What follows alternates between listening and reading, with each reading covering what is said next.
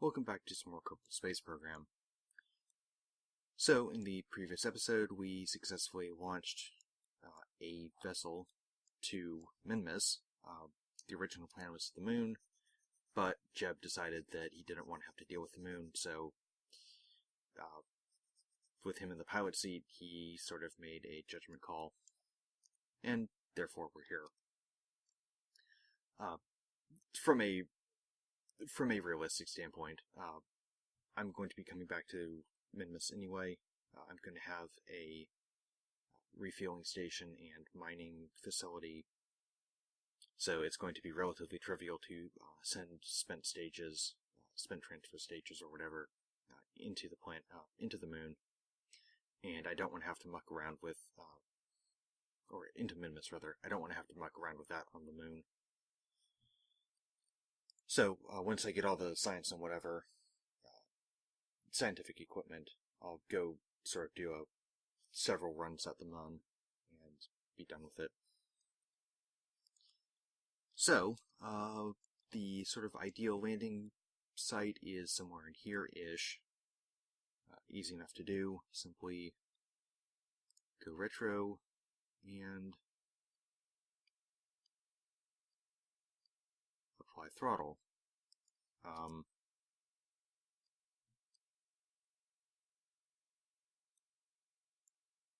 And there. Okay. So I do have enormous thrust to weight ratio, and I have absolutely absurd amounts of delta V. Hooray. Unfortunately, most of this is going to end up getting lost, as I don't have any docking ports. Potentially what I could do the next time I do this is set up a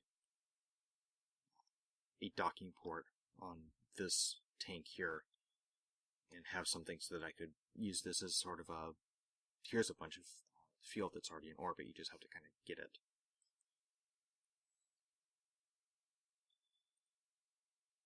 But let's go ahead and accelerate time ever so slightly.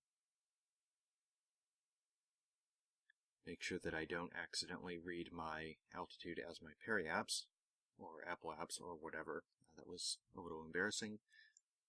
However, luckily not as bad as the, I think it was NASA had contracted or was doing a joint mission with someone, and one group was using Imperial and the other one was rightly using metric. So instead of the instead of something opening at 3 feet, it opened at 3 meters, and the long story short, a very embarrassing, very costly mistake. Just another reason why the Imperial system should be shot in a rocket out of the planet into a moon. Well, we only have one moon, so yes, I should like to think that we could eventually get rid of the stupid Imperial system. I mean, it's like base 12 or something. It's like inches and feet and something, and it just use metric. It's divide by 10. It's a whole lot easier. Okay, so Munmus Midlands, and I'm going to actually grab a very quick EVA report if I can do this. Midlands. Worst case scenario, I can actually get Jeb into orbit with his EVA pack.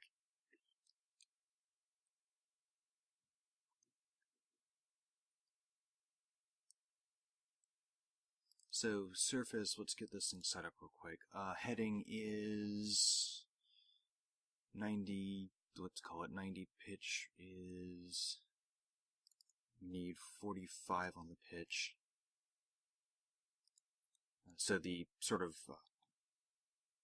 idea behind this maneuver is you're decelerating and gaining altitude as fast as possible with a now currently 20 thrust to weight. Shouldn't be very bad. And something we probably should have tested a while back was the landing gear. be very embarrassing if we got here only to find out that, oops, landing gear doesn't work. But they seem to be properly deployed.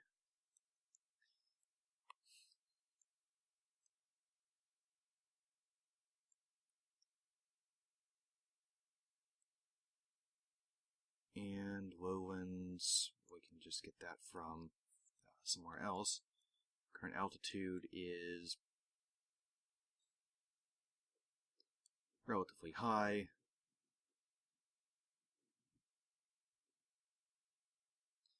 So then change this to 20 to burn, or to nullify our orbital velocity. And change that to 5. And ideally I would like to keep the fuel tank intact, however, that probably isn't going to happen. If I already had a seismic experiment on the moon, I could set this into a fancy orbit that would give me several minutes to get landed, get everything set up, switch over to this one, or switch over to the sort of stage in orbit.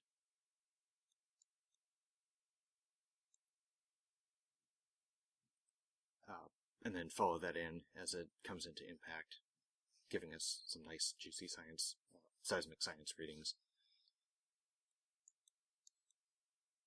Okay, this is vertical speed, surface horizontal speed. Let's get this back to 90.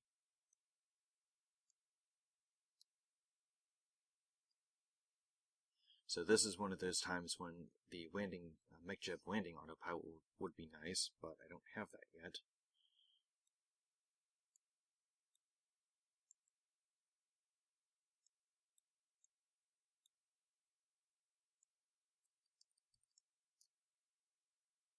So let's go ahead and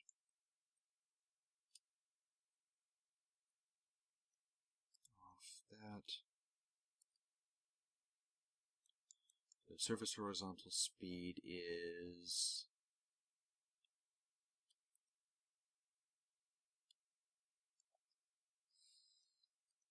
ideally you want the horizontal speed to be below 1.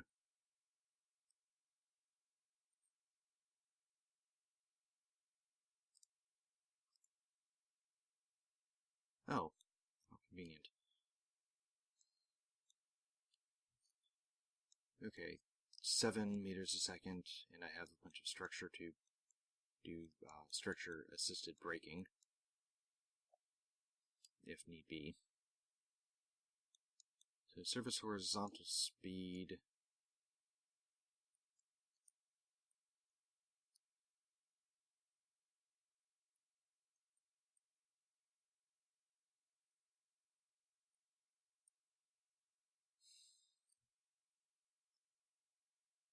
Okie dokie, where is this thing?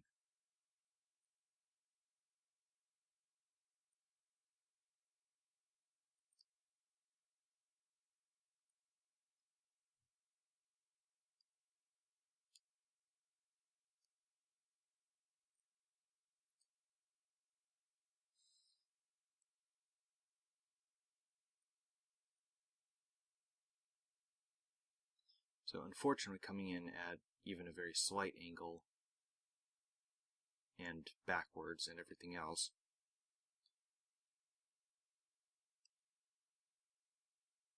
means that there's a 3 meter a second, or it was over 7 meter a second horizontal velocity that needed to be removed. So I'm down to less than 1, which is good.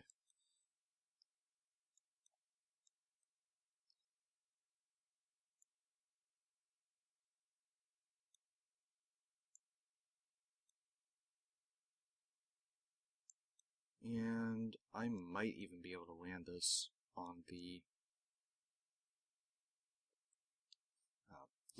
engine, which not exactly ideal, but I don't need the stage anyway, so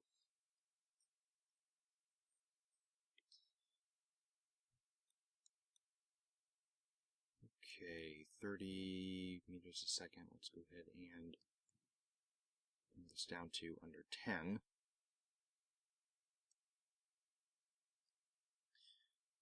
The ideal method of landing is to reduce your altitude to as low as you can safely go, reduce your orbital velocity, and land basically as quickly as possible.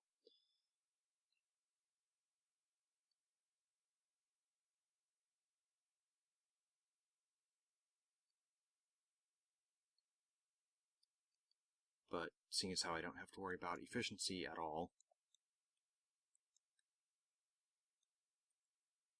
I'm just going to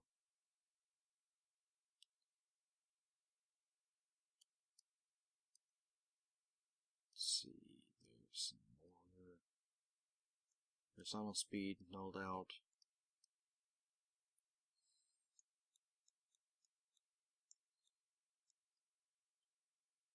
So while this landing is not exactly efficient, I do have a very large stage that I'm dealing with.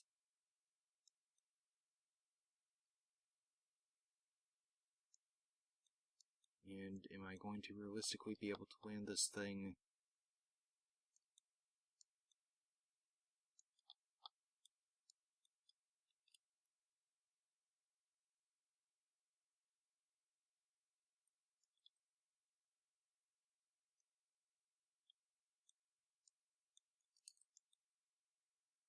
So millimeters a second horizontal.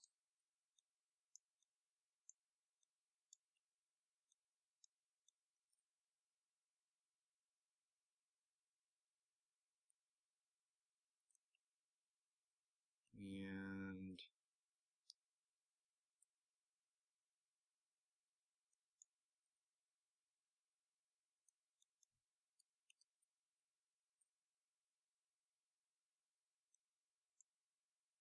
there we go. We are safely landed.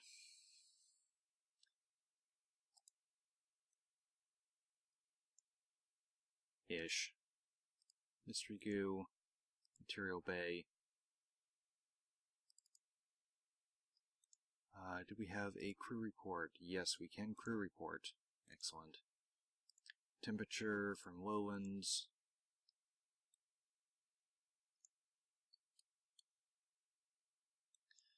Okay, on the interest of not being landed on a single point, I'm going to throttle up.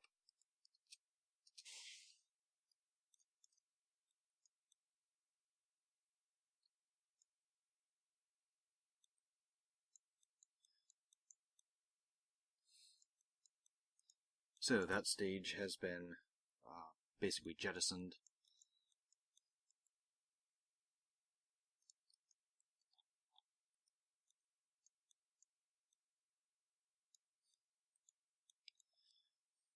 While active, which means it's going to be crashing here any second now.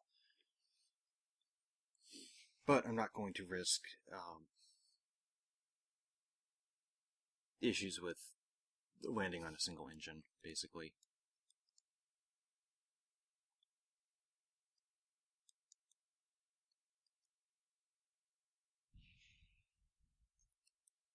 There's the unrealistic explosion sound.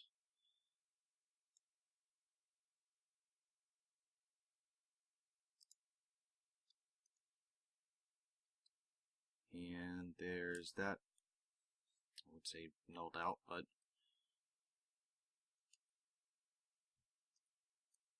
let's go with that's close enough. I think a 2 meter a second or less surface speed is sort of ideal. It's going to time warp a little bit.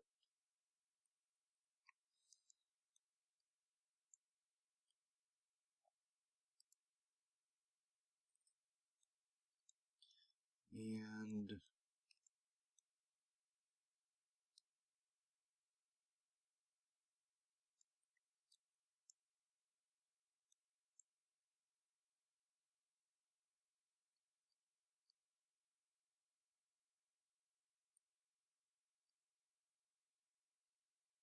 That's the other thing I really like MechJeb for, is the ability to do very, very, very tiny throttle increments.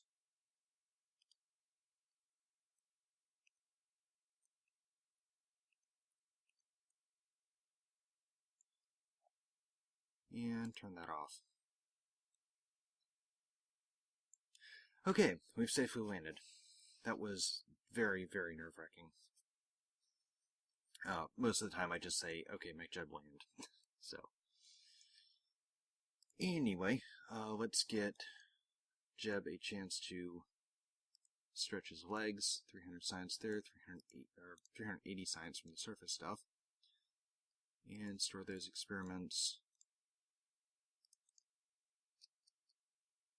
And, of course, the EVA report while in space, despite being only meters above it.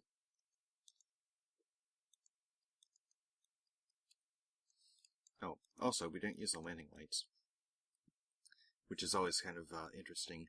Whenever I remember to put them on the vehicle, I never need them. Whenever I don't, I always seem to be landing on the dark side.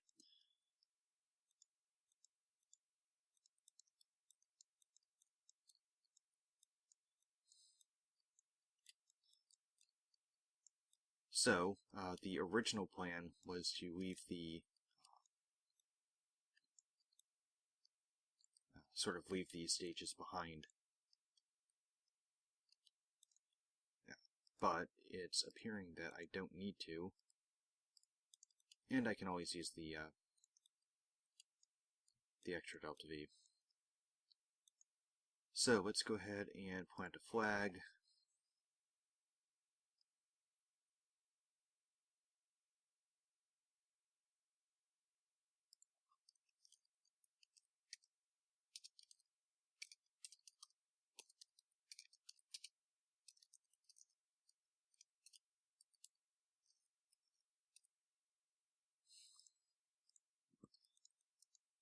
Okay, the good thing is, now that we've successfully and safely landed, we are, in fact, halfway there.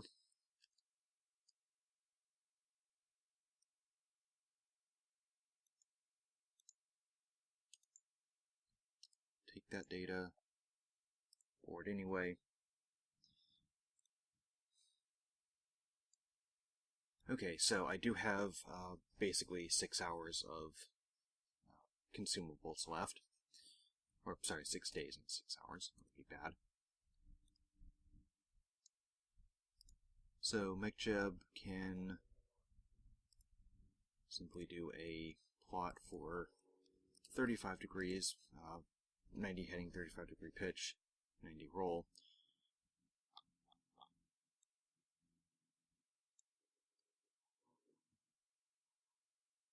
And execute that.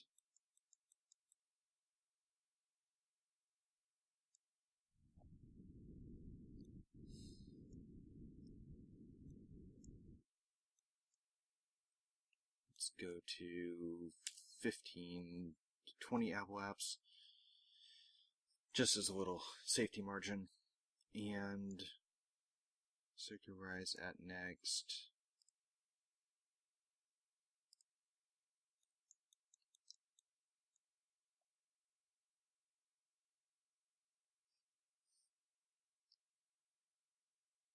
So we should be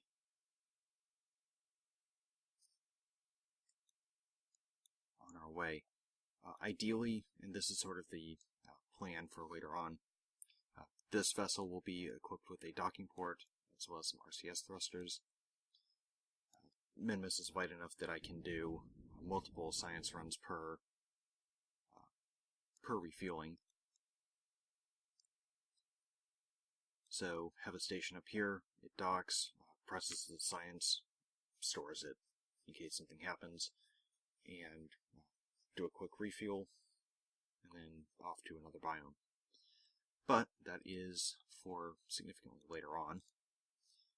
In the interim, we need to get the science back. And there's a crash.